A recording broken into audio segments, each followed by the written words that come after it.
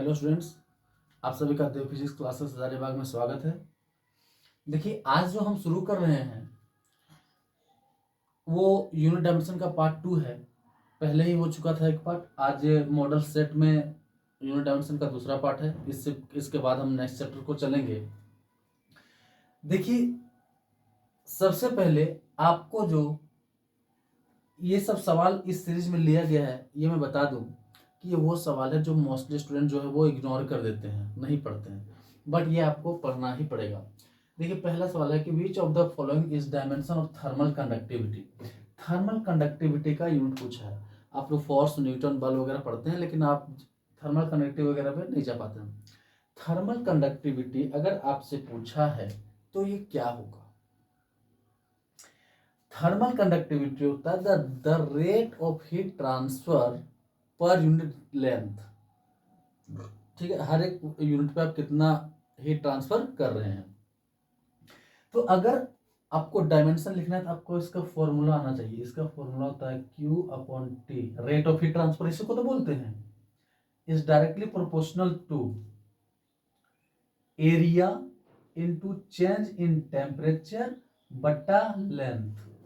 जो rate of heat transfer होता है वो देखिए किसके किसके डायरेक्टली प्रोपोर्शनल होता है, किसके इनवर्सली प्रोपोर्शनल होता है।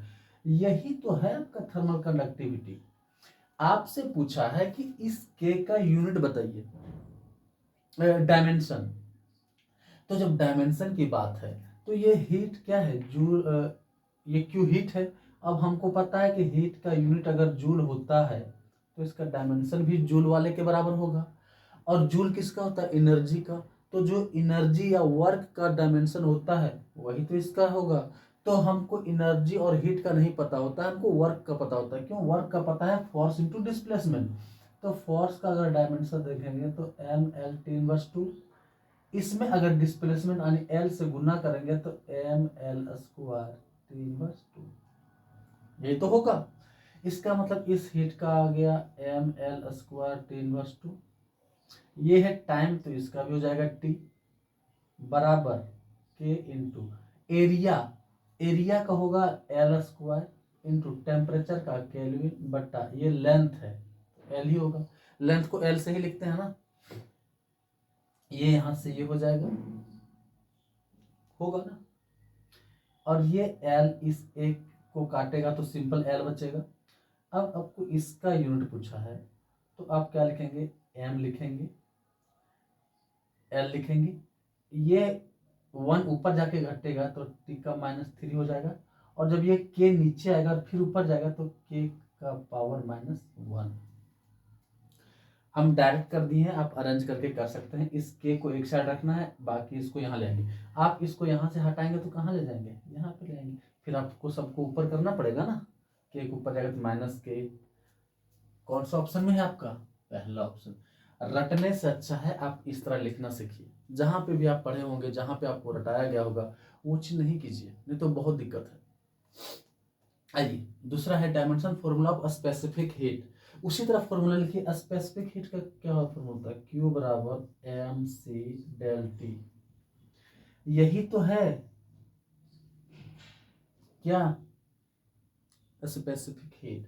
सबसे पहले अगर हम यूनिट लिखें इसका तो क्या हो जाएगा? इस Q का जूल, ये मास नीचे आएगा तो केजी, और टेम्परेचर नीचे आएगा तो केल्विन। जूल पर केजी केल्विन, इसी को ऐसे लिखते हैं, जूल पर केजी पर केल्विन। यही तो है आपका यूनिट। लेकिन अगर आपसे डायमेंशन पूछा है तो डायमेंशन पे फिर जूल को लिखेंगे mL²T/2। क्या लिखेंगे? जूल को लिखेंगे mL²T/2। ये केजी आया मास के लिए तो मास पर पावर -1। फिर ये के किसके लिए आया है? टेम्परेचर के लिए, तो इसको के ही लिखेंगे। अब देखिए, अब बताइए, ये m- और m- ये तो कट जाएगा ना। इसका मतलब m0 L² T का -2 K -1 कहाँ है?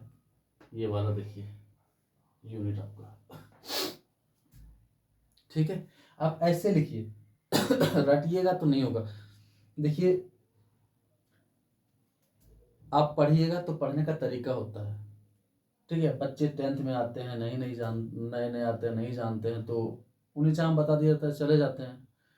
ठीक है, तो आप ऐसे पढ़ने की कोशिश कीजिए जहाँ पे आपको बेहतर लगे। अब ये पूछता है कि dimension formula of gas constant. Gas constant का अगर डायमेंशन फॉर्मूला आपको पूछ रहा है तो गैस कांस्टेंट क्या होता है? आर। गैस कांस्टेंट को किससे डिनोट करते हैं हम? आर से डिनोट करते हैं। किससे? आर से। तो आपको पता है कि आर बराबर सीपी माइनस सीबी होता है। तो जो सीपी का यूनिट होगा वही सीबी का यूनिट होगा। अगर हम 5 किलो में से 3 किलो घटाएंगे तो 2 किलो होगा कि 2 मीटर होगा, 2 किलो होगा ना। तो जो इसका यूनिट होगा वही इसका यूनिट होगा, जो इसका डायमेंशन होगा वही इसका डायमेंशन होगा। अभी हमने सीपी, ये स्पेसिफिक हीट ही है, एक कांस्टेंट प्रेशर पे, एक कांस्टेंट वॉल्यूम पे। हमने जब स्पेसिफिक हीट कैपेसिटी का डायमेंशन बताया ये, तो गैस कांस्टेंट का भी डायमेंशन यही होगा। आप सेम यूनिट पे भी इसको ध्यान रखिएगा। क्लियर? अच्छा, 1 फेम्टो बराबर क्या होता है? इस टाइप के भी सवाल आपके एग्जाम्स में आ सकते हैं। 1 फेम्टो, जो 1 फेम्टो होता है वो होता है 10⁻⁻15। ठीक है, और 10⁻15 क्या होता है? ये होता है पेटा। 10⁻18 क्या होता है? ये होता है एक्सा। एटो एटो एटो। ठीक है, तो आप जो है वो इसको जो याद कर लीजिएगा। और 10 का पावर 18 जो होता है वो एक्सा होता है। ऐसा करके आप याद कर लीजिएगा, क्योंकि ये भूलने वाला चीज है, कभी किसी को भी कंफ्यूजन हो सकता है। आप लोग गीगा मेगा टेरा वगैरह होता है ना, आप याद कर लीजिएगा, क्योंकि वो कहीं भी आ सकता है। एक देखिए, चलिए अब ये सब तो हो गया ना, ये सबको मिटाते हैं।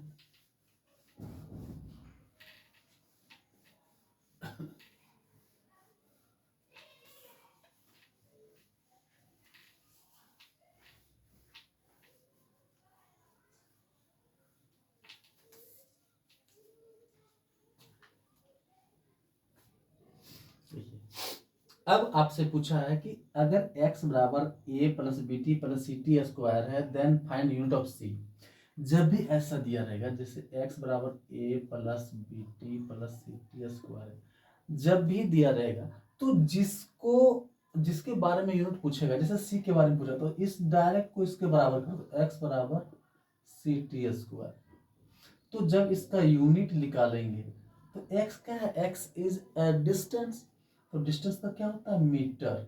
और ये जब c का हम मान निकालेंगे तो x बटा टी स्क्वायर आएगा।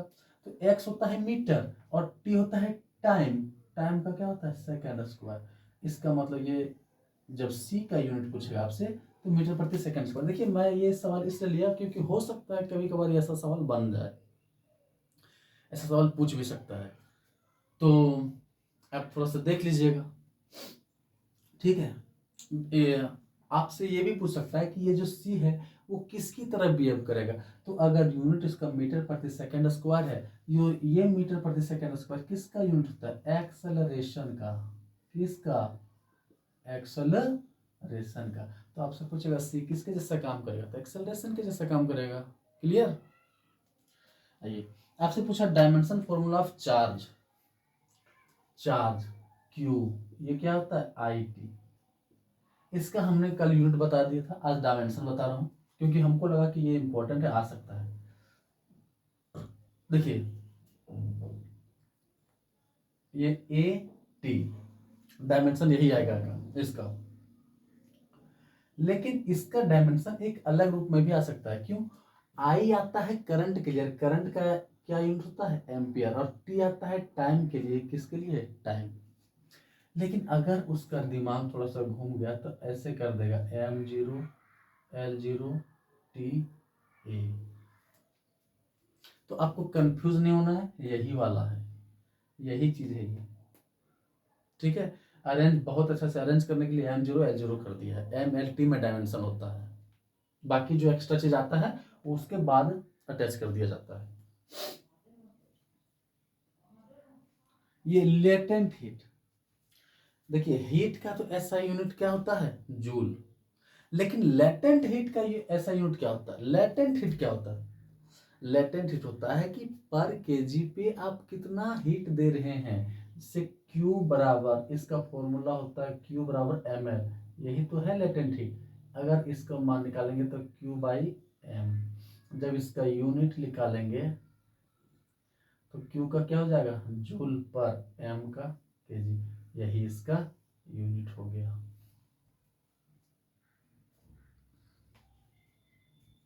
ठीक है,